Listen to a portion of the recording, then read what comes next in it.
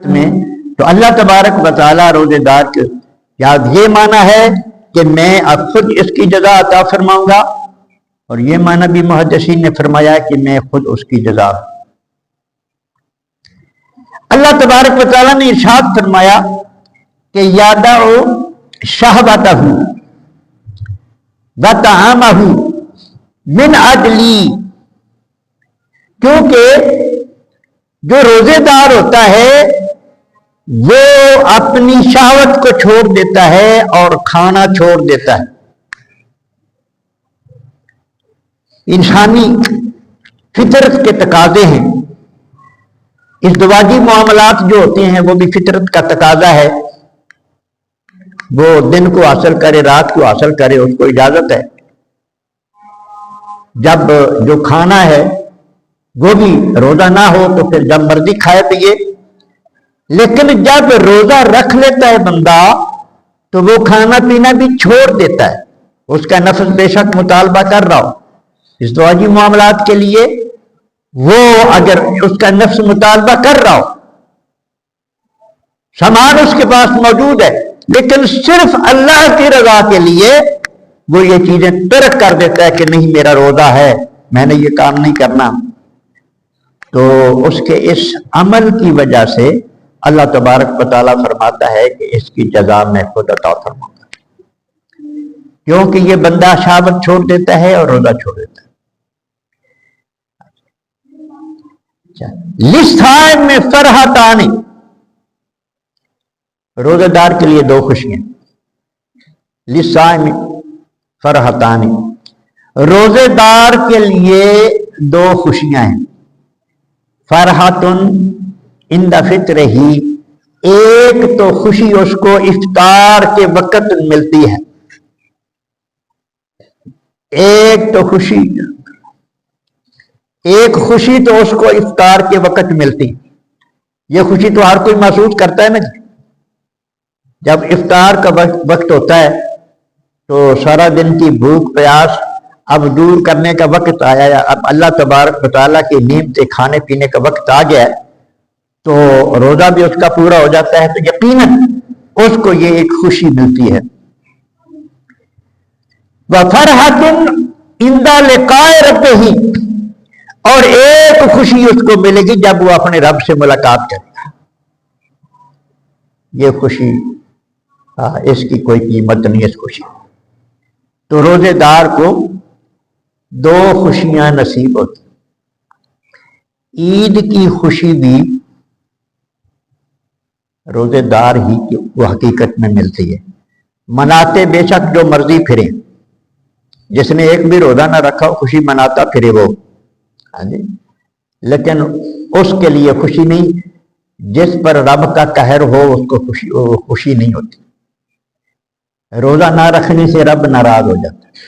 اللہ نے صحت بھی دی ہے، زندگی دی ہے، صحت بھی دی ہے، اب اللہ کا نافرمان بن گیا ہے، روزہ نہیں رکھتا، اللہ کی ناراضگی ہے، نماز نہ پڑھے اللہ ناراض ہو جاتا ہے، روزہ نہ رکھے اللہ تبارک و تعالیٰ ناراض ہو جاتا ہے۔ تو خوشی صرف اسی نصیب ہوتی ہے جس کا رب راضی ہو جائے، جس کا رب ناراض ہے اس کی خوشی خوشی نہیں ہوتی، وہ دھوکے میں ہے۔ تو نبی اللہ پاک نے ارشاد فرمایا کہ ایک تو خوشی افطار کے وقت، دوسری آپ اپنے رب سے جب ملاقات ہوگی تو اس وقت جو اسے خوشی نصیب ہوگی، ایک وہ خوشی ہوگی۔ والا خلوف فم صائم اطیب عند اللہ من ریح المسک، روزے دار کے منہ کی سمیل وہ زیادہ خوشبودار ہوتی ہے کستوری سے اللہ کے نزدیک۔ ایک سمیل ہوتی ہے جو کسی بیماری کی وجہ سے یا مسواک وغیرہ نہ کرنے غفلت کی وجہ سے سمیل پیدا ہوتی ہے منہ سے، وہ نہیں، یہ معدے سے بھوک کی وجہ سے ایک سمیل پیدا ہوتی ہے کہ اس نے روزہ رکھا ہے اپنے رب کو راضی کرنے کے لیے، اپنے اللہ کا حکم مانتے ہوئے اس نے کھانا پینا چھوڑا ہوا ہے، معدہ خالی ہے، اس میں سے ایک سمیل پیدا ہوتی ہے، وہ سمیل اللہ کے نزدیک کستوری سے بھی زیادہ خوشبودار ہوتی ہے۔ اللہ اکبر۔ وسائم نہیں وسیام، وسیام جنت، روزہ ڈھال ہے۔ روزہ جو ہے یہ ڈھال ہے۔ دنیا میں یہ شیطان کے وار سے بچاتا ہے، روزہ ڈھال ہے۔ نفس حملہ کرتا ہے بندے کے، نفس تو اندر ہوتا ہے نا، وہ تو چاہتا رہتا ہے نا کہ یہ بندہ کسی نہ کسی برائی میں مبتلا ہو، تو روزہ ڈھال ہے۔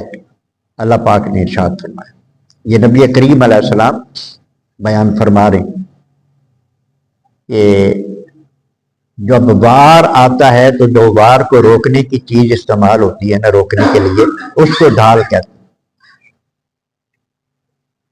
روزے دار گناہ سے بچ جاتا ہے، روزے کی برکت سے گناہ نہیں کرتا اگر اس کو سمجھ آئے۔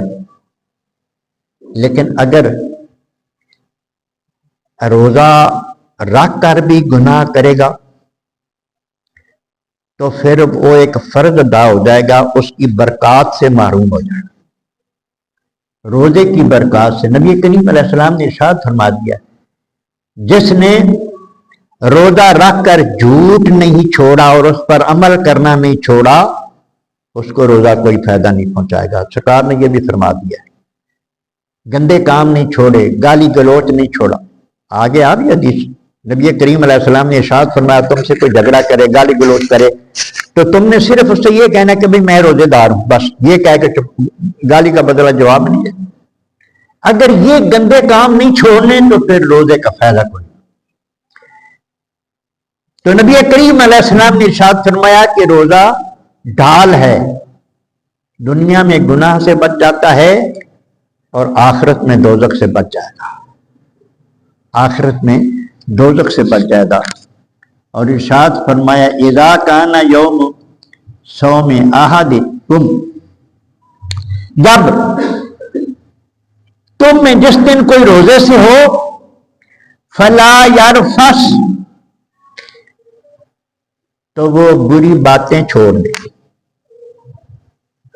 برے کام چھوڑ دے، بری باتیں چھوڑ دے، گالی گلوچ، گندی باتیں، فحشہ باتیں کرنا وہ چھوڑ دے۔ فلا یرفث، جب کوئی روزے دار ہو، روزے کو پاک رکھنا ہے۔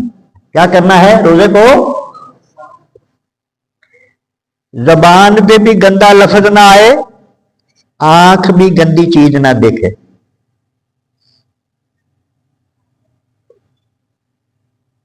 موبائل تو بند نہیں رکھنے پائیں گے، آنکھ نو اگر بچانا ہے تو کی خیال ہے؟ ہاں جی، احتیاط ہونی چاہیے۔ کیوں روزہ بھوک بھی، نبی کریم علیہ السلام نے ارشاد فرمایا، جس نے برے کام نہیں چھوڑے، بھوک اور پیاس کے علاوہ اسے کچھ حاصل نہیں ہوگا۔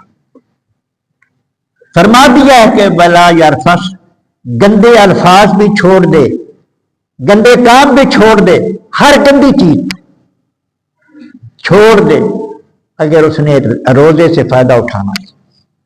اللہ اکبر۔ ارشاد فرمایا، ولا یسخب، وہ شور بھی نہ مچایا کرے، یعنی لڑائی جھگڑا، گالی گلوچ تو الگ بات ہے، اونچی بولنا، شور مچانا، کسی کو برا بھلا کہنا، یہ بھی اس سے بھی حضور نے منع فرمایا، کیونکہ یہ چیزیں بھی ثواب کو کم کر دیتی۔ فَإِنْ صَابَهُ أَحَدٌ قَدْ قَاتَلَهُ، اگر اس سے کوئی گالی گلوچ کرے روزے دار سے، اور اس سے کوئی جھگڑا کرے، لڑے، فَلْيَقُلْ إِنِّي امْرَؤٌ صَائِمٌ، تو وہ صرف اتنا کہہ دے کہ بھائی میں تو روزے دار، میں تیری گالیوں کا جواب نہیں دے سکتا، میں تیرے ساتھ جھگڑا نہیں کر سکتا، میں روزے دار۔ ہو سکتا ہے یہ کہنے سے اس کو بھی شرم آ جائے کہ روزہ تو میں نے بھی رکھا ہوا ہے، یا وہ نہیں بھی روزے دار تو ہو سکتا ہے اس کو شرم آ جائے۔ کیا ہوگا؟ نبی کریم علیہ الصلوۃ والسلام نے روزہ رکھنے کا بڑا اجر بھی بتایا ہے اور روزہ کو صاف اور پاک رکھنے کا طریقہ بھی بتایا ہے۔ روزہ رکھنا بھی ہے، جو مسلمان عاقل و بالغ ہے، تندرست ہے، اس پر روزہ فرض ہے، نہیں رکھے گا تو عذاب میں مبتلا ہوگا، اللہ تبارک و تعالیٰ کی ناراضگی کا باعث ہے۔ ہاں اگر بیمار ہے، اس کا اپنا تجربہ ہے کہ بیمار اس طرح کا ہوں، اگر روزہ رکھوں گا تو بھوک کی وجہ سے میری بیماری بڑھ جائے گی یا موت واقع ہو جائے گی، اس حد تک خطرہ ہو تو پھر روزہ نہ رکھے، وہ بیمار ہوتا ہے۔ یا شرعی سفر پر ہو تو وہ، ہاں ان کے باوجود بھی بان تصوموا خیر لکم، اور ان کے باوجود بھی اگر تم رکھ ہی رہو تو یہ تمہارے لیے بہتر ہے۔ جس کا ایمان کامل ہے وہ ان کے باوجود بھی روزہ رکھے تو اللہ پاک اس پہ پتہ نہیں کیا کیا کرم فرما دیتا ہے۔ یہ مضمون جاری رہیں گے انشاءاللہ ماہ رمضان میں۔ اللہ پاک ہمیں عمل کی توفیق عطا فرمائے۔